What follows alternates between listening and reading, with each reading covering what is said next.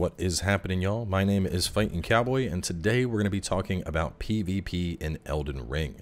Now, if you are a newcomer to the Souls franchise, PvP may still be something that you're unfamiliar with.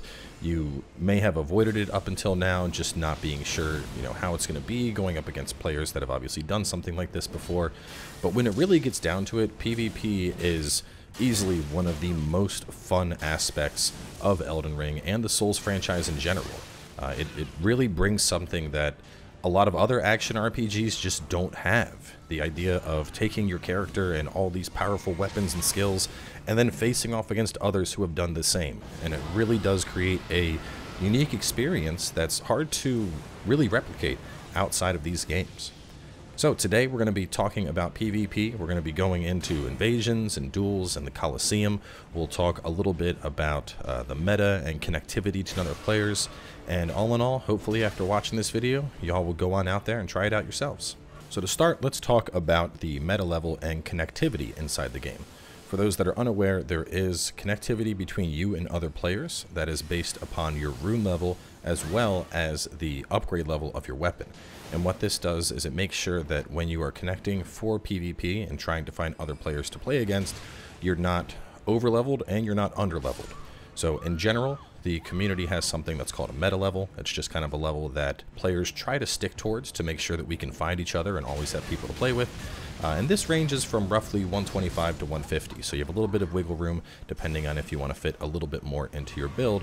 But I think it's important to note that this is not a hard stop, and especially with invasions, you will find players ranging all the way from level 10 all the way up to 300 and beyond. There really is no one level that you're forced to be at, and when people talk about a meta level in the game, it's more just kind of a community agreed upon spot so we can find each other more frequently, not a hard rule. Now, while we're talking about connectivity, it's also worth mentioning that if you decide to use a multiplayer password, you do ignore the rules of connectivity, meaning a level 300 player could connect to a level 30 player with ease.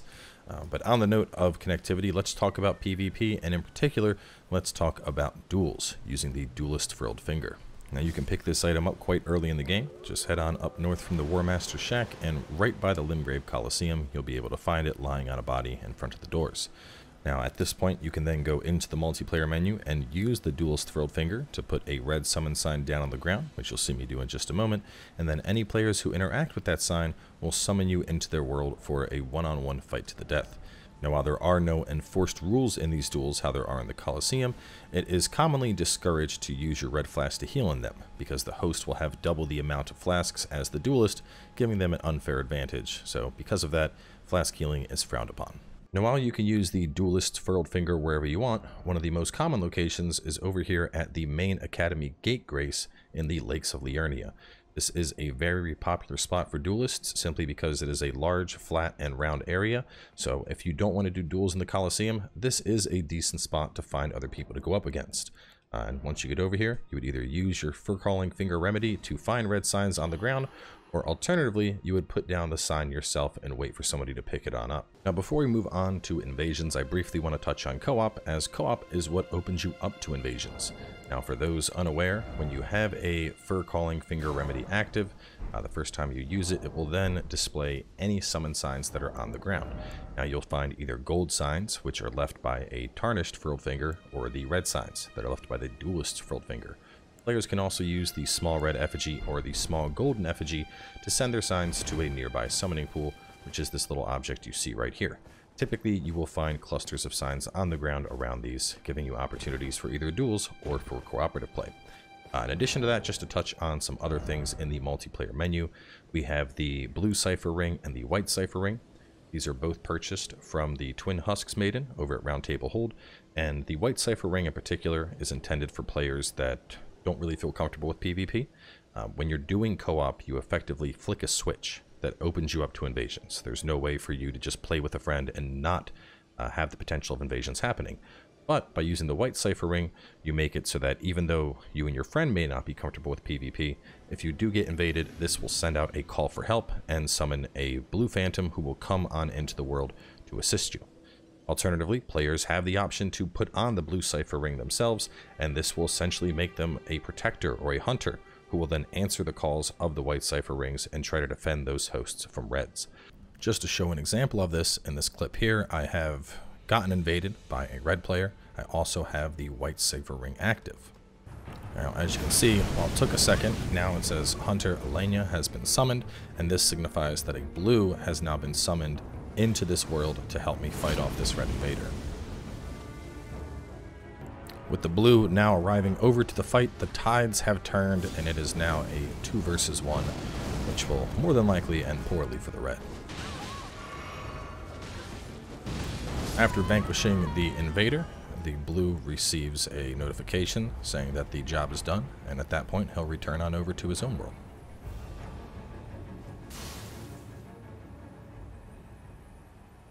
Just to touch on some other stuff before we get to invasions, the Finger Severer can be used to send a summoned player back to their own world.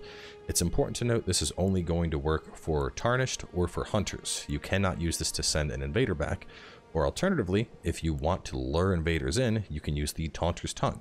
And with this active, you can pull invaders into the game to fight, even if you are not engaging in co-op.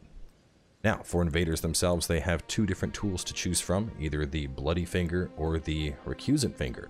Both of these effectively serve the same purpose. Both of them are invasion fingers. As far as we can tell, there is no range difference or really any difference besides the fact that you invade as a Bloody Finger versus invading as a Recusant. But there are quests associated to obtaining each of these. So if you do want to try your own Hound out at invading, I'd suggest looking up those, as there is a little bit to them, more than we can fit into the duration of this video. But on the note of invasions, invasions are definitely one of the more unique things about Elden Ring and the Souls games in general. And so to best showcase those, I have brought in our resident invasion expert, a long-standing member of the community, Peeve. So I have some footage from him. We're going to show you guys that alongside some of his commentary so you can get an idea of just how fun, or in some cases goofy, invasions can be.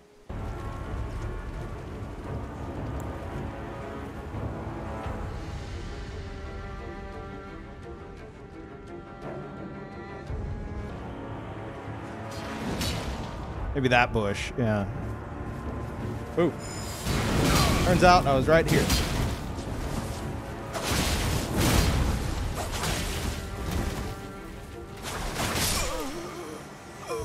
Okay, Chad. Let's try this again.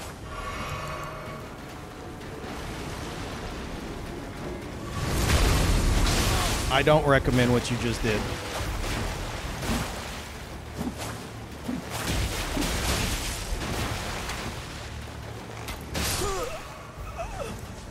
Maybe next time.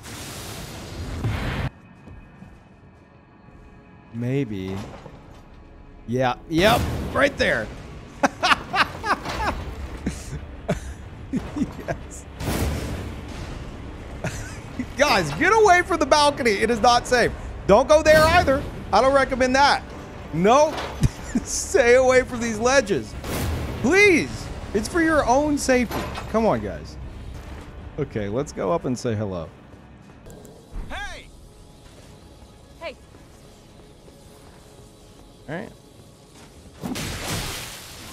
All right. Hey. Hey. Hey.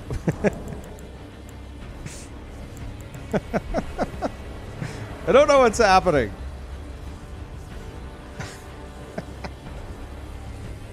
I don't think I have that gesture, guys. I can't do. This is the best I got. That's the best I can do. I'm sorry. Can I join your club? Come on, let's go. Look, I'll guide you. I'll escort you guys. Summon another cooperator. Fantastic. This can only go well. Hello. Hey! Hey! Same voice. Okay, now everybody against me, right?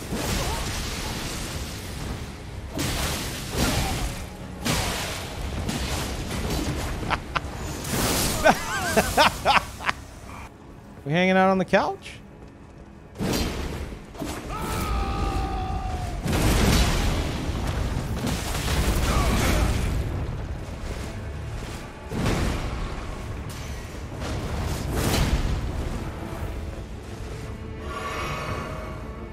I want to jump on the couch. Let's fight on the couch. Or bed, or whatever you want to call it. You should stop doing that. Yeah, take a nap.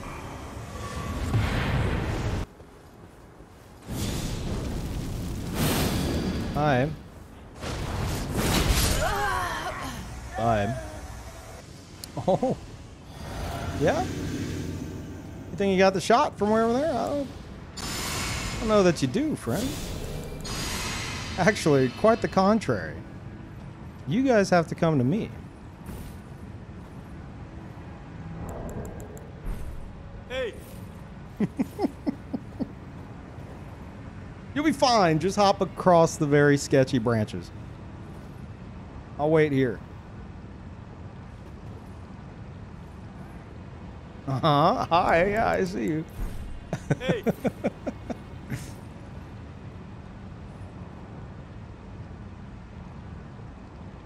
Uh-huh. Come on. Come on. You can do it. There you go. Oh, is that hard?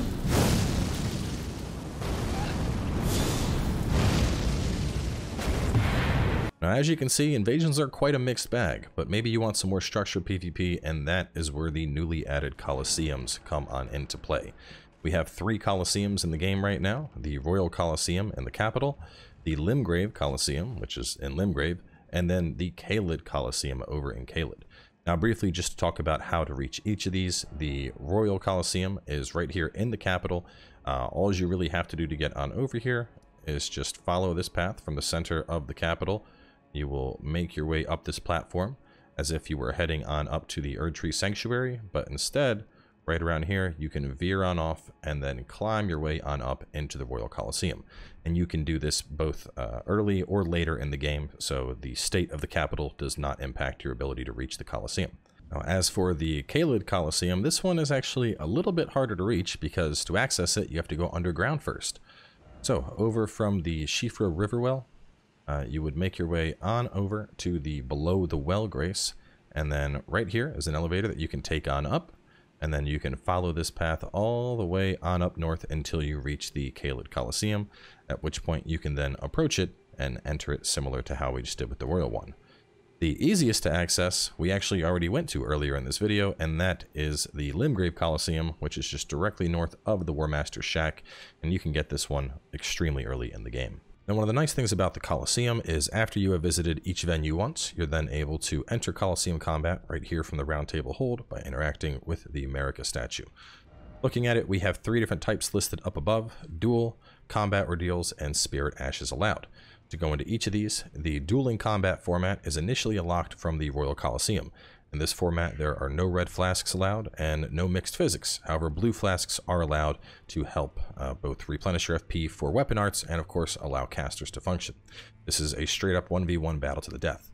Moving on from there, we have Combat Ordeal and United Combat Ordeal. Now, these are both unlocked from the Limgrave Colosseum, and these allow you free-for-all combat with the Combat Ordeal format or team-based combat with United Combat. In this case, it would be every man for himself, or with United Combat, 3v3, 2v2, or of course 1v1. Now, the last thing is the Spirit Ashes allowed, and this comes from the Caelid Colosseum, and this is going to follow the same rules as the Limgrave Colosseum, however, with the addition of Spirit Ashes also being allowed in the battle. So whether you want to have a makeshift pet battle with a friend, or you just want to have a giant every man for himself 6-person brawl with Spirit Ashes, either way, there is definitely a lot of flexibility in the Colosseum system. So we're going to take a look at a little bit of everything, just kind of show you how some matches go, and hopefully you enjoy it.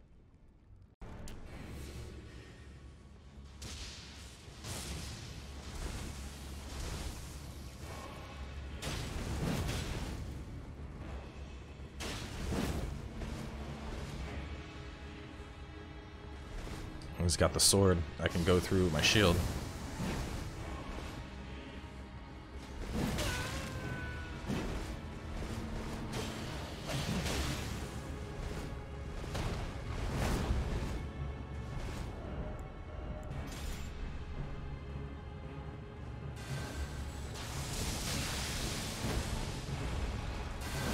Oh man, and the shield finish. Ooh.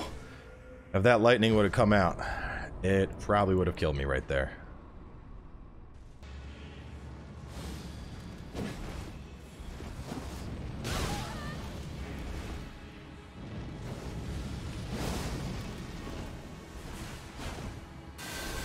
I'm just gonna back up. Oh, big hit there though.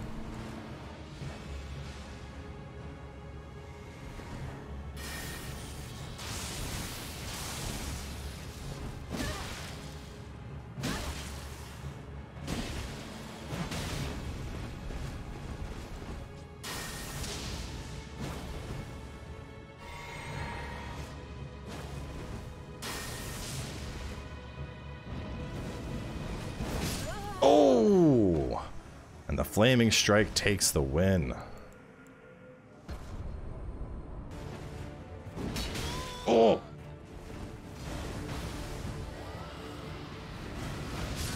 I think I got it. Oh god. Dragon Man's coming after me.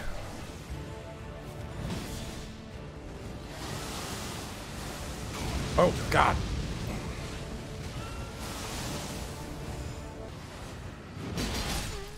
Oh.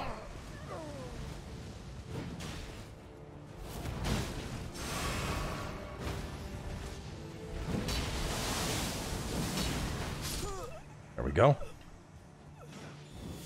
Rack up those eliminations.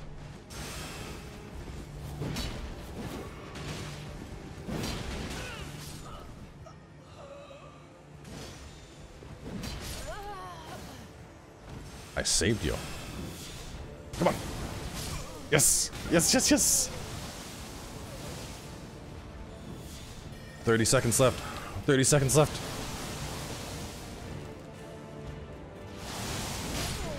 Oh!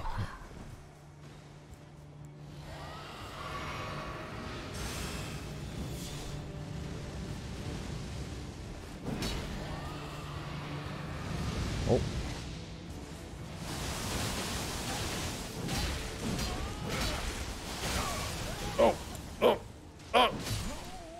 Oh, cease combat. I died right at the end, but I got 8 eliminations. Let's see. Hey, let's go. Unga bunga. Oh man, they're in trouble. I'm about to learn.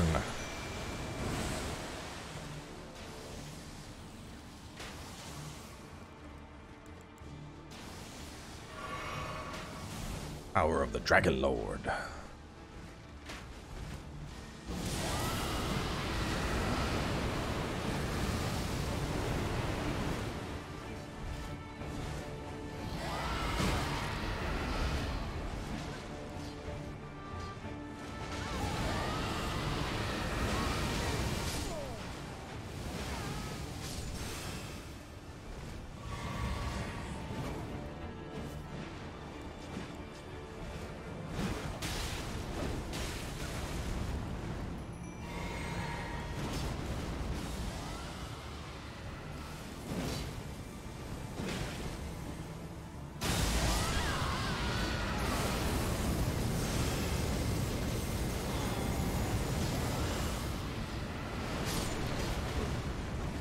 The Dragon Lord goes undefeated.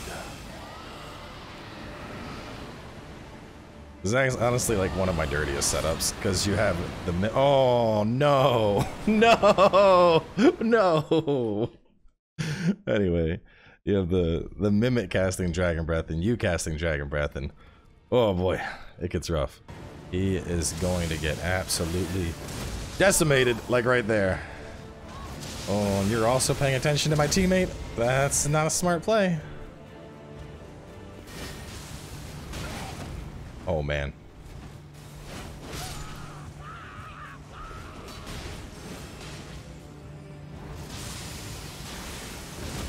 Oh! I passed the vigor check. Oh, you got the magic off, but at what cost? Oh, God, I'm not paying attention.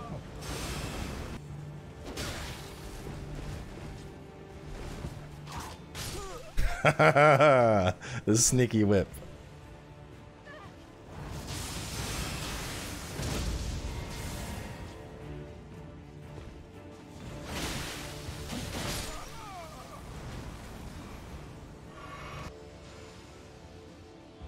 Yeah, that just made you weaker to lightning.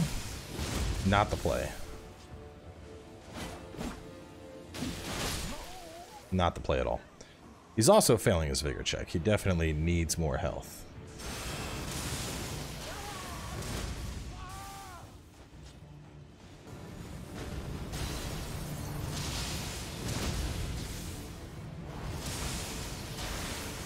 Oh! Oh, what did he have up? He had up something that prevented it. Oh, no, I think it was just the end of combat. Well, I think we know who the supreme combatant is with this one. That is right, ladies and gentlemen. Thunder Thrusts is going to take it.